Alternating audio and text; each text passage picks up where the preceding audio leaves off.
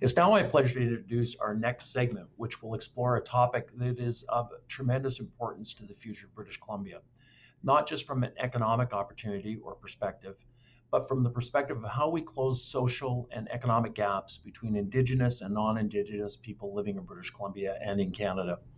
First Nations are not a group to be consulted. They have inalienable rights and are more than stakeholders. Indigenous peoples and communities are partners, they're stewards, they're governments, business owners, and proponents across BC and across the country that are going to enable us working together to differentiate our province in an ESG world. This evolution on the path to self-determination that supports sole source income, along with new legislative parameters, including UNDRIP, has changed what meaningful engagement and partnership with First Nations and communities means. Today, we're going to hear from two leaders who are making a difference not only in the lives of the people of their own nation, but that of other nations, business partners, and the province of BC as a whole. It's now an opportunity for us to start with a conversation with Chief Councillor Crystal Smith of the Haisla Nation, with our moderator Sharon Singh, a partner at Bennett Jones. They're then going to be joined after that conversation by Chief Harley Chappell, Vice President of Salish Sea Indigenous Guardians Association and Chief of the Semiahmoo First Nation. Many of you are familiar with my friend, Chief Councillor Crystal Smith of the Haisla Nation. They have emerged as one of the provinces, and indeed, I would say the nation's leading voice on how we partner together, not just build projects, but to build community. They have been involved in some of Canada's largest capital investments, including the historic investment of $40 billion of LNG Canada in Kitimat. And more recently, as a proponent taking ownership of the Cedar LNG project. Sharon Singh is a partner with Bennett Jones law firm here in Vancouver, and I personally benefited from her wisdom. She has an extensive background in BC and globally in the natural resource sector, and is a leader in Indigenous and community relations matters. Chief Harley Chappell is the chief, as I said, of the Semiahmoo First Nation and vice president of the Salish Sea Indigenous Guardians Association, which we'll hear more of a little bit later. It is an Indigenous knowledge resource that brings together policy and regulatory development, as well as the management of the cumulative effects of projects in his natural territory and region. Chief Chappell will be joined shortly with Chief Councillor Smith and with Sharon. So first of all, it's my privilege to turn things over to Sharon and to Chief Councillor Smith. Thanks so much. Thank you, Greg. And I too want to start with acknowledging that I'm speaking to you from the traditional territories of the Musqueam, Squamish, and the Tsleil-Waututh peoples. And thank you for joining us, Chief Councillor Smith. To be frank, I've not had time to reflect on Dave McLeod's presentation on how to scale conversations, so let's give this a go. And as Greg said, many listening will have heard about the Haisla and perhaps may be aware of the incredible journey your nation has been on, especially over the last 2 decades. And to me, this journey really exemplifies how meaningful partnerships facilitate the path towards self-determination. And I said that slowly because there's a lot in that statement, and I think it's pertinent to the conversation we're going to have. And using the experience, both pleasant and otherwise, gained by working with proponents operating in your territory, the Haisla have created enviable partnerships. They have laid the foundations for the nation, and as you've said, to be in the driver's seat, including through your additions to your land holdings, pursuit of projects such as Cedar LNG, High Sea, and other ventures. These are opportunities the Haisla has created for itself. To successfully capture these opportunities, I believe, has required the pursuit of a common vision and, of course, leadership. So I guess the conversation and a question I ask of you is, can you speak a little bit more about this journey? How have you worked to sustain unity among the Haisla, to support this vision of using infrastructure and ownerships in projects such as LNG to drive economic prosperity and self-determination? And I'm sure the conversation that Jay, Heather, Dave, and Steve were just having is going to be directly relevant. I felt it was absolutely relevant in terms, and it's great to hear other corporations speaking the same language when it comes to First Nations partnership and just relationships in general with people. Forgive me. I just wanted to start out Today is my grandson's 4th birthday. So I just want to take the opportunity now to wish my grandson Xavier a very happy birthday today. So definitely off on a good footing today. But with that, it's the work that that I essentially, myself and our council have inherited has come from a long line of absolutely visionary and forward-thinking and strong leadership. Our past chief councillors, Heber Maitland, who I've quoted numerous amount of times, of wanting a share and a say. Our nation isn't new to any type of industrial development. We've had proponents in our territory for the last 50, 60 years. And along that, our nation has essentially been on a journey to be a part of it, to have a share and a say. Past chief councillors such as Dolores Pollard, Gerald Amos, Rob Robinson, Steve Wilson, and of course, a very close friend of mine, Ellis Ross, who I was very fortunate to have a seat beside him, listening to him, watching him in action, essentially, being a very strong advocate for us to be a part of our economy, a part of that is happening in our traditional territory. So essentially, we've taken the time to develop the necessary relationship with our membership in having all the conversations necessary when it comes to any type of industrial development within our territory. There are many aspects that, of our geographical location that give us a very good opportunity with the port. And we've had many opportunities when it comes to new proponents coming to our territory. And essentially we've taken the avenue of having the conversations with our membership, that educational piece, and hearing what their concerns and hearing not only their concerns, but also learning from our elders, our hereditary chiefs, our youth, when it comes to what is valuable in our territory, what's acceptable and what isn't, and essentially taking the mandate and being inclusive of all of our members to have their voices heard. Thank you, Chief. I remember first visiting the Haisla village when Methanex and the Uracan mill was closing, and the impact on the community economically and to its morale was obvious, underscoring to me, and I'm sure to you and the Haisla people, the importance of self-sufficiency to create the resilience that you speak of. So I'd just like to follow up on your comments about how you engage the Haisla on the people on the journey. And, to me, that's been clear in terms of your pursuit of self-determination. What have been and continue to be some of the biggest hurdles? And they don't have to be in the community, could be regulatory, could be with government or communities and other communities, to helping you achieve more efficiently, perhaps, the vision and goal that you have set out and the people have set out for themselves. I mean, this is something that's relatively new to our community, and when it comes to having a new level of participation within our economies and that relationship, I think that has been definitely one of the biggest hurdles in the sense of we're learning, we're growing, we're advancing continuously, but it's essentially relearning how to develop those relationships.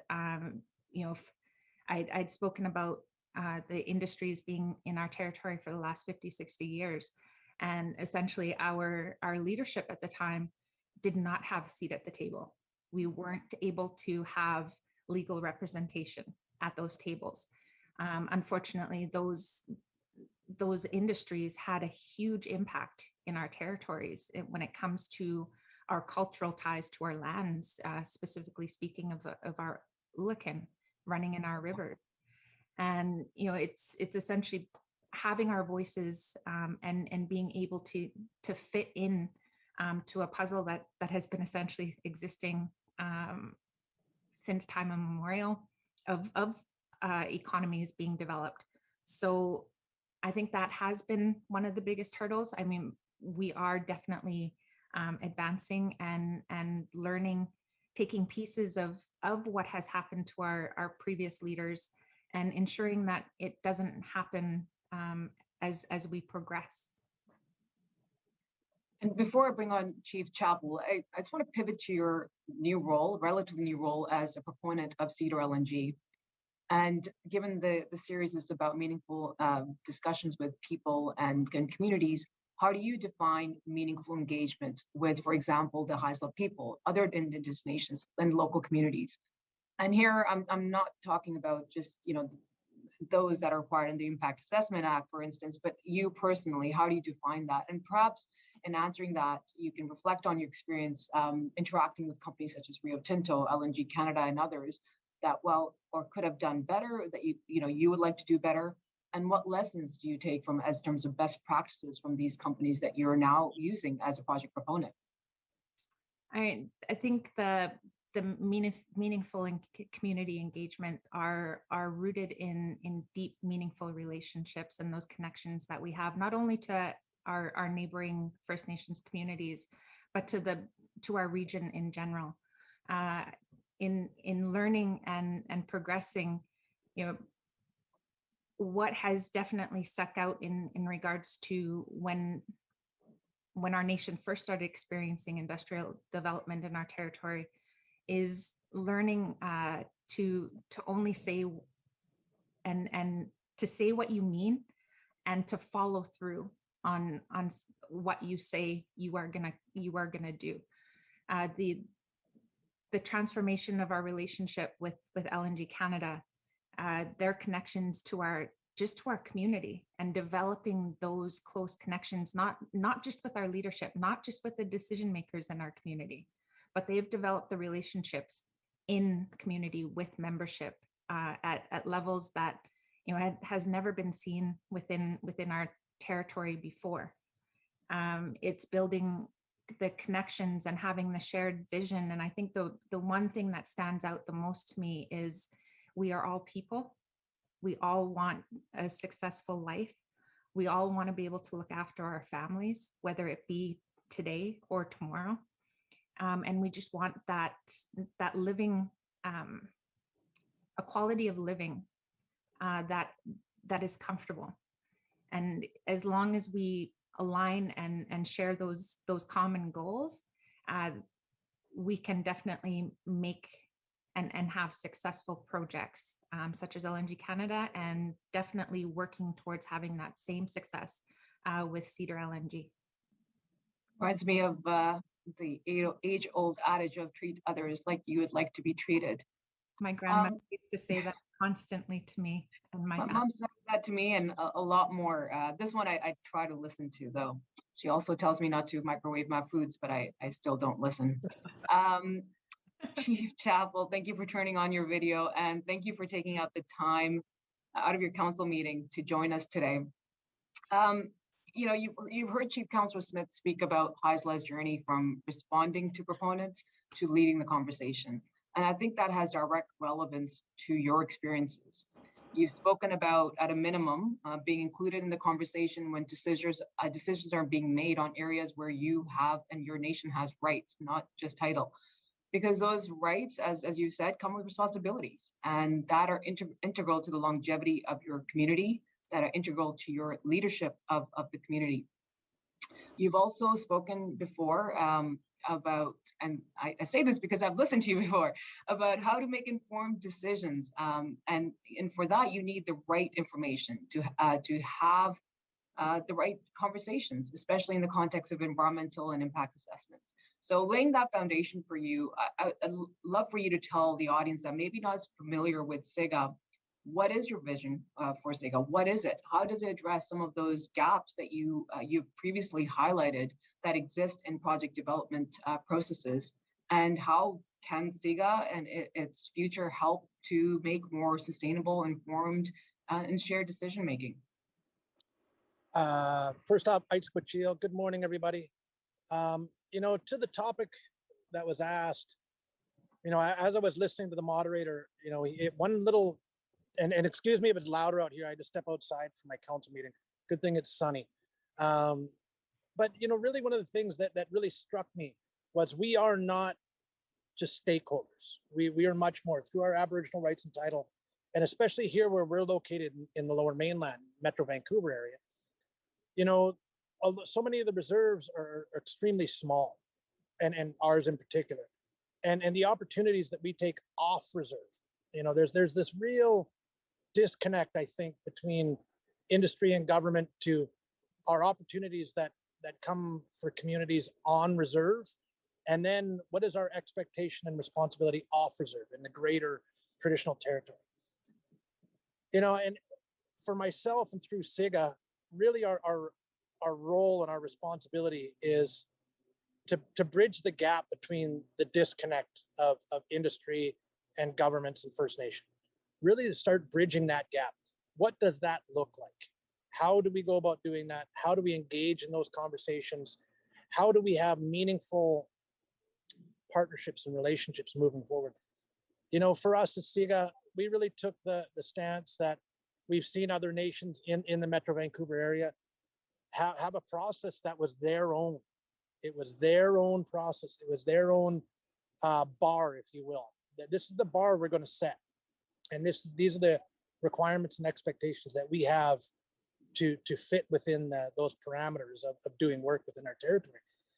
And I think one of the things that we've really discovered and understood over the years is our perspective on progress, Indigenous perspective, Indigenous understanding, and a level of protection while understanding that industry will continue.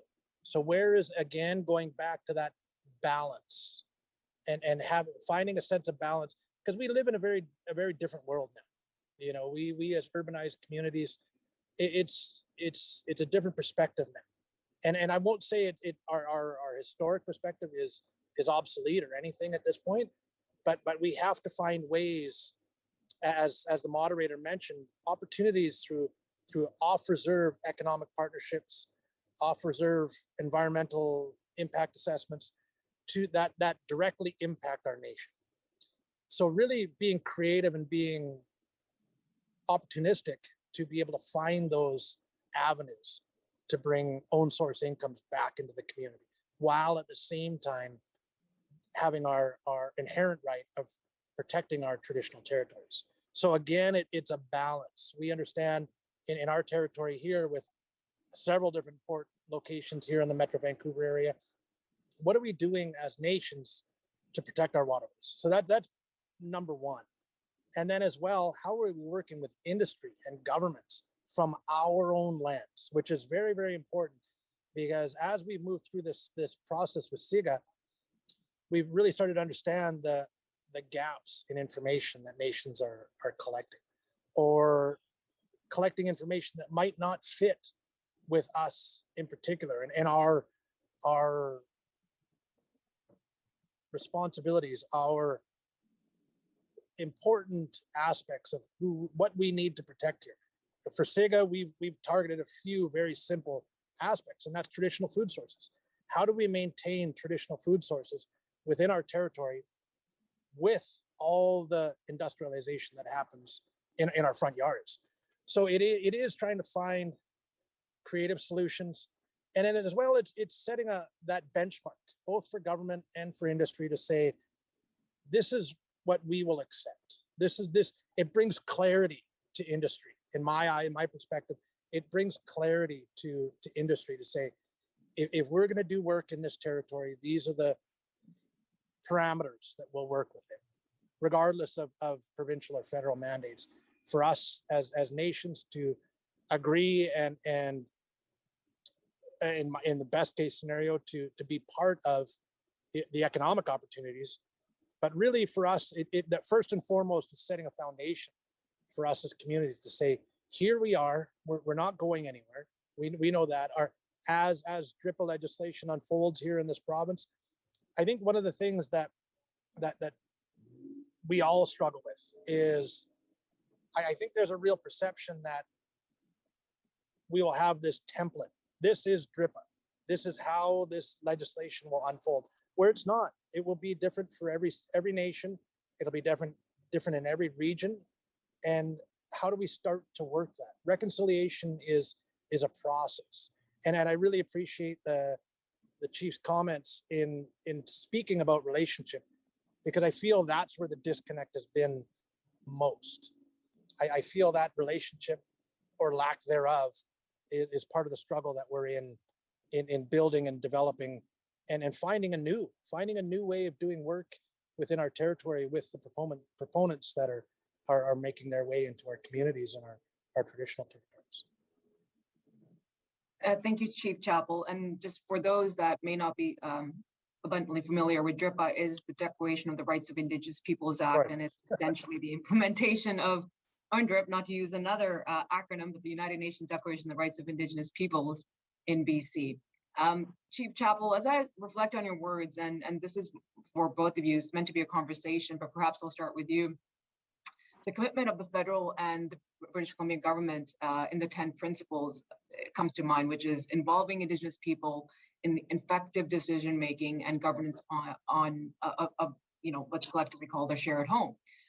And that, to me, underscores SIGA, the Salish Indigenous Guardian Association, as a measure to implement your rights, as you mentioned, to self-determination and achieve the all-too-known term reconciliation, which you also mentioned.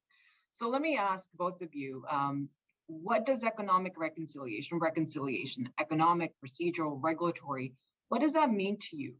What are the important motivations and ingredients to being able to achieve it? Chief Harley, you can go first, and Chief Smith, we can go second.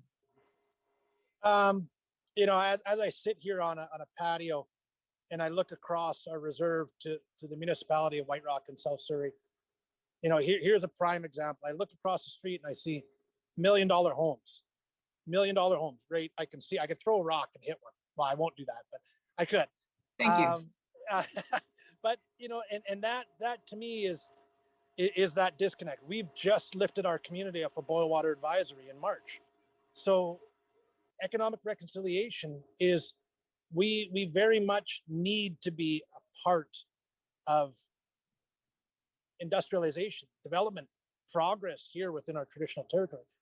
And again, going back to the discussion around the on-reserve, off-reserve discussion. So I know there's lots of discussion around, well, here's what you do on reserve, and here's your responsibilities off reserve, and trying to bridge that gap. It is all our traditional territory. The reserve boundaries may only be this big, but really for economic opportunities, it is, we look at as Semiahmoo, we really see the opportunities off reserve because we're so limited in capacity on reserve. There are lots of municipalities say, well, you can do anything on reserve, but we're limited to that. We're outside in our traditional territory. There are vast opportunities and vast partnerships and vast entities that we could be. An example of this is as we talk of major corporate or capital projects here in our territory, of bridges, of ports, and in our discussions with government, we're letting them know we can build that, we can do that.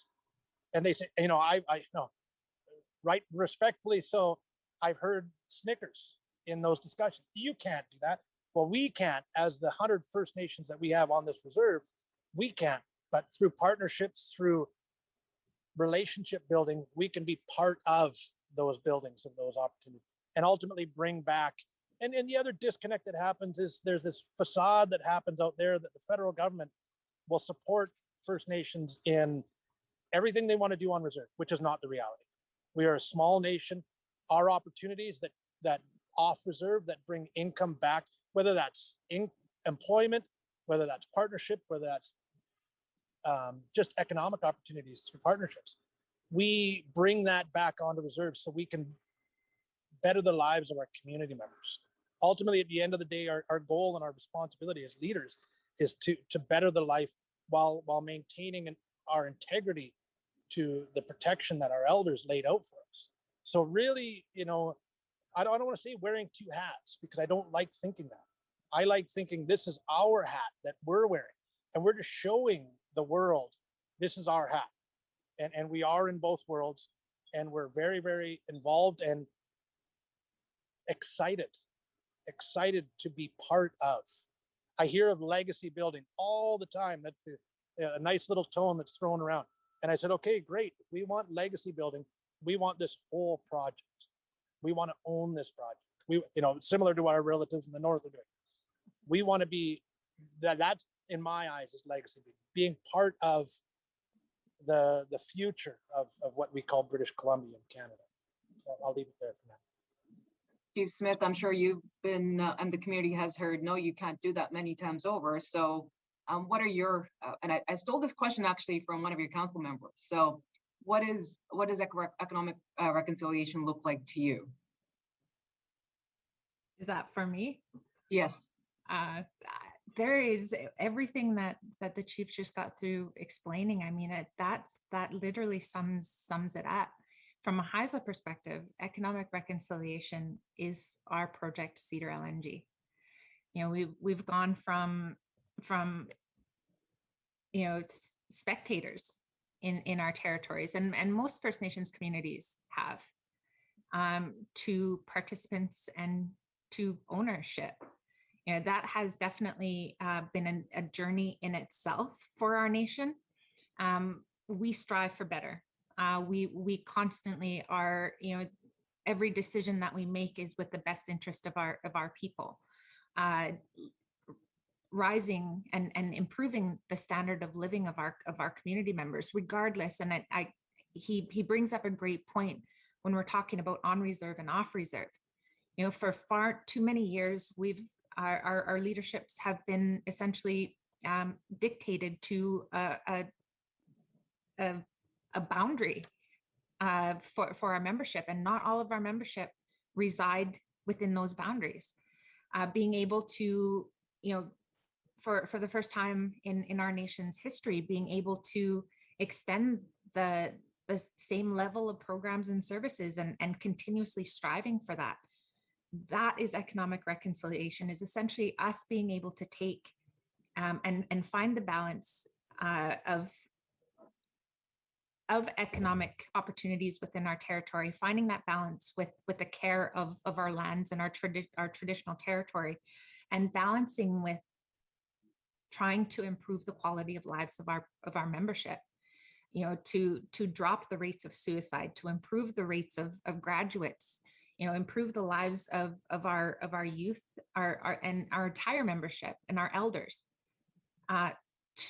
regardless of where they reside. And I want to pick up on what I sensed was a bit of frustration on Chief Chappell's part in terms of, just a little, right? In terms of development on reserve. You mentioned that it's despite all the words, it's not as easy to do so. There are hurdles.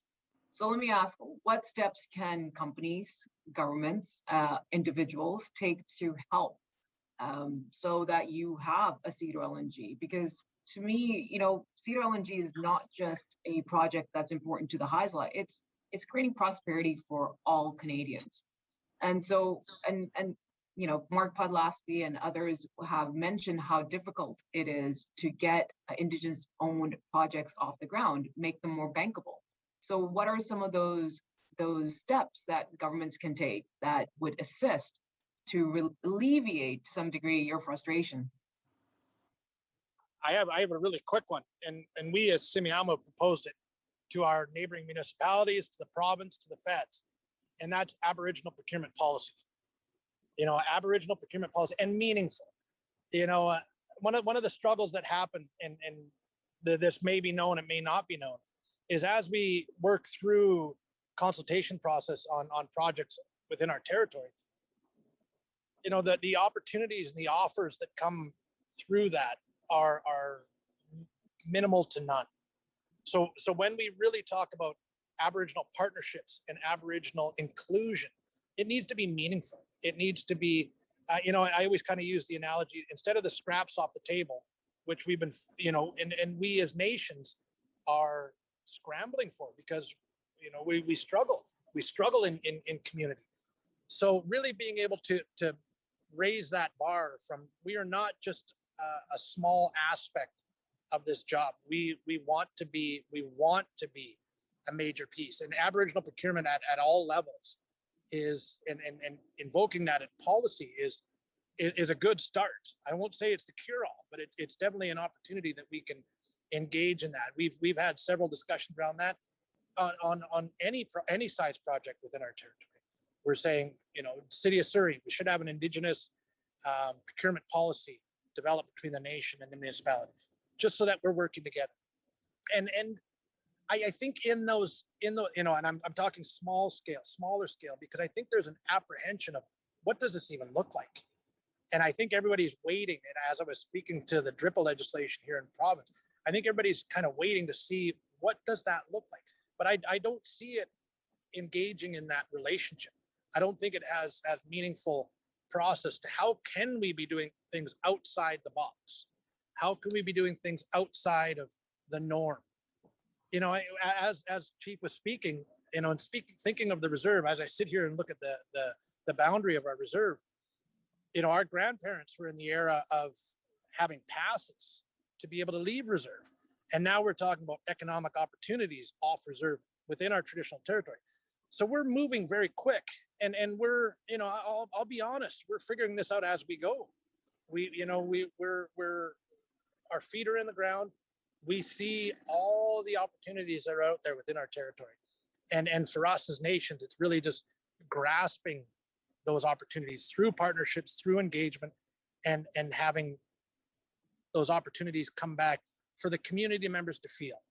We can see across, right here across our little footbridge, and the world is booming. Yet here within our communities, we still struggle. We, as I mentioned earlier, just getting off boil water advisory, but all of the social issues that we face within our community members, both on and off reserve, whether that's addictions or housing or access to healthcare. So all of the above, bringing that home, because I think I see in the world, in mainstream Canada, there's a belief that, the INAC, Indigenous Services Canada, will take care of that. That's not the reality. We need to engage, and we need to build our future for ourselves. I think I'll stop at that. Thank you, Chief Chappell. Chief Councillor Smith, I'm not sure if you would like to add anything to that as well in terms of what steps we can take, governments, individuals such as myself and those listening, to assist. I think the most important key message is people, developing policies and developing legislation with and forgetting that people factor definitely doesn't contribute to a common ground when you don't have the same level and have a disconnect of aligned, or of not having aligned visions. I mean, I think the chief alluded to, we want a better quality of lives for our people. We participate and want to be actively a part of our economies for that reason. We want our people to be successful. We want the living standard to be just as the same or better than any other Canadian in this country. And that is why we do what we do, is to push those boundaries, develop those relationships, have those collaborative approaches to provide a better opportunity for our people. Thank you, Chief. I use the term what people like myself can do because I'm firmly of the belief that when we look at TRC and UNDRIP legislation, that even lawyers have a role to play in terms of educating their clients, educating your fellow colleagues that may not be participating or are aware of this area because they frankly just deal with securities. Because, as we see the rise of Indigenous-led ownership of infrastructure and other developments, including on reserve, like Chief Chappell was trying to do, there are a lot of regulatory hurdles that we come across, and it's incumbent upon us to try and find those solutions. And that means advocating and in partnership with our Indigenous proponents, those solutions. But maybe I'll just close off with this question, but let me ask about ESG, because that's a term, like COVID, that's been, very, very popular. And this series is under the banner of ESG, and the opportunity presents for BC to develop a sustainable economy. And I've mentioned our friend Mark Podlasky from the FNMPC before, and he's spoken really eloquently about adding the I to the ESG, so IESG. And as a practitioner in this area, when I get asked or sometimes told that the Indigenous perspective fits under the S pillar, my response has always been the same. To me, I fits into all three pillars, even if you subscribe or do not subscribe to the IESG mentality. And I believe this view reflects that Indigenous people don't have a homogeneous role in our community. You know, they fit under environment, fit under social, and they fit under governance, including under EDI perspective. So as Indigenous leaders, I ask this of both of you, how do you view ESG, both your obligations and those of individuals and organizations dealing with you? Chief Chappell or Chief Smith, one of you can take it first, otherwise I'll pick one. All right, Chief Smith, you're it. I think Mark's statements in regards to adding the I, essentially ESG is not new to us, and in any other conversation that I've had, ESG is what we've been practicing for time immemorial, that has been handed down to us from our elders and our ancestors. It's the environment and social impacts have always been important to our people. And whether that's within, I also referred to that we've had economies existing between our First Nations communities forever. Whether, it went from a traditional of trading, Haisla, I'm so proud that we're known for our grease making from the Ulakan. We would trade that as our commodity with other First Nations, and that still exists. So we've been managing our territories with this concept of ESG for that has been handed down for many years. So it isn't something that is new to us. And I'd always love to use LNG Canada as the example in regards to their respect of our nation, not as a stakeholder, but as the landowner and knowledgeable landowner, where they have taken into account our ties, our cultural ties to the land, and have incorporated that. And we've had our place there to essentially have our say in how their project has been successful and continues to be successful in that relationship that we have with them. Thank you, Chief Councillor. Chief Chappell. I agree with everything the Chief has said. One thing that I think is, we as nations, we've seen the growth of British Columbia here. And unfortunately, until recently, we haven't been involved in that. And really, I think the real hunger is we have a dual hat responsibility. One is protecting our traditional territories, protecting our environmental concerns, protecting what little is left. I always kind of say what little is left. We have that responsibility, but we also know and see the opportunities that we can bring back into our community. So I always say to organizations, be brave, know whose territory you're working in, and engage in a conversation. It's quite simple. It really is quite simple. How do we start that? We pick up the phone through all the opportunities that we have. I speak with my one cousin. He said, "You want 4 hours of my time? Sure. Book a tea time and let's go golf, right? And let's just chat and get to know one another." Because I really find it's quite universal amongst Indigenous communities, that relationship and that connectedness amongst the human aspect of who we are is just as important as any of the economic opportunities that we can have.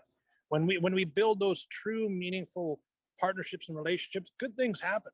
And alluding to the words of our chief,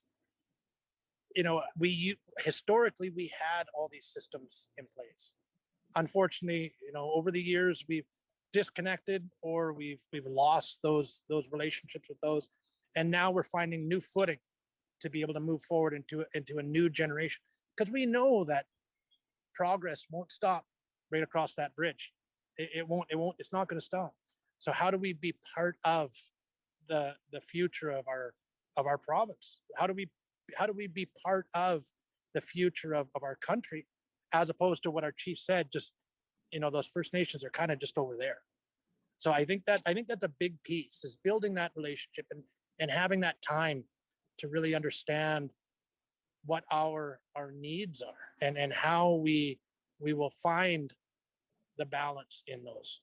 And really, in my eyes, right at this time and space that we're in, is finding that balance, ensuring we're not going too far, ensure we're doing enough. So again, it's a relationship, and it's really, as us as Semiahmoo, I say, we're doing a lot of catching up right now. We're doing a lot of catching up. We're trying to build community internally, as well as build the opportunities offers within our territory. Thank you. Thank you, Chief Chappell. I know I said that was last question, but I lied. Because, when you, like Heather said, I mean, this is a conversation that you can have forever, but I'm mindful of the time. So you said, be bold in terms of what you can do. And that really is, I know it sounds kind of just, well, those are just two words everybody uses, but I deal with a lot of clients, and some are, what has been done before, as, what is the precedent on this, and how do we then apply it? Then I have other clients, it's no secret, like Global Container Terminals and others that I work with, that are like, well, no, we don't want to do what's back there, what has been done. We want to look at what can be done. What is going to be best practice in 10 years time. So to me, I guess the question to you is, what, and this is one of those questions, but what does success look like to you in 10 years time? Where do you want to be in 10 years time? And what will the community look like, and the leadership look like? So that will be a part of your closing comments, because like I said, I'm mindful of the time, but I hand that over to you, Chief Smith, and then to you, Chief Chappell. I thought he was going to get to go first. I thought so too. I was like, oh. Well, we can change that, but we won't. I've definitely have been feeding off of your enthusiasm, so I must appreciate definitely wanting to say that I appreciate being on a panel with you. Success 10 years from now, we have Cedar running, and more so, success is building those relationships. Over the last 2 to 3 years, we've been mindful of building and establishing relationships. LNG Canada and Coastal GasLink is such a huge opportunity for not only the Haisla, but for our region, and always being mindful of being inclusive of other First Nations communities. To have that, it was a hereditary chief of ours that had stated, you support these projects, you share the wealth, you share this opportunity, and that's what we've been striving for through the opportunities of LNG Canada. We have other neighboring nations that have contracts, that have employment opportunities, that have, and we're sharing all of them. We're sharing the training opportunities, rekindling those economies between our neighboring nations, and being able to work together, not only on an economic side, but we've been able to form a social entity that focuses on alleviating, the housing issues that we see in urban areas such as Terrace, and how do we share and have impact on the ground for our membership today. So 10 years from now, it's from a Haisla perspective, it's our people speaking our language, it's our people practicing our culture, it's our feast system coming back into practice. It's our no more suicides, no more poverty. It's our elders being taken care of. That's what success for me would be ultimate. Thank you, Chief Councillor. Chief Chappell. And again, I think I only have really one thing. I agree 100% with the comments of the chief in revitalizing ourselves, reconciling with ourselves. I think the other piece that really, what does success look like here in a very urban setting? We are a local government, and we need to be with special rights and responsibilities, and to be respected as such is a step in the right direction. I look at us as Semiahmoo, our rights here within our territory, I would say are greater than the city of Surrey and the city of White Rock. We have these rights, and for industry and government to respect and honor those rights and that responsibility that we have. And that's why really, you know, in taking these opportunities and putting an Indigenous focus on them, an Indigenous lens, a worldview that is good for all, good for everyone. Our teachings, and we talk of our teachings, that our role and our responsibility and the decisions that we make in today's era will have an impact for generations to come. So again, being thoughtful in our choices we make now, as well as building a foundation for our great grandchildren to have a platform to stand upon, which and a respectful, meaningful platform. I think I'm going to leave it with that, because I think that is a very large aspect of this, the honor and respect and acknowledgement of our Aboriginal rights and title in this country. Thank you, Chief Chappell. Chief Councillor Smith, I really take to heart the importance of language. As a mother of two very young ones, I am trying to teach my younger one Punjabi, and she will listen, but she won't speak back. And it might sound funny, but it really distresses me, because language, as you noted, is part of our culture, and it's how we hand down our traditions. So, but not to leave it at that note, I want to highlight two important things. One, we did not mention the election once. Two, unlike the previous panel, which, you know, Dave was complaining about the diversity, we have one Indian and two Indigenous people. You know, I'll call you the fake Indians, because I'm sorry if people did that to you. So we've hit the you know, diversity angle quite well here. So kudos to us, and thank you so much for your time. I know it's quite valuable, and hope you have a lovely rest of the day. I would like to hand it over to Zeph Zweig, President and CEO of Mosaic Forest Management and Chair of the Business Council of BC. Thank you.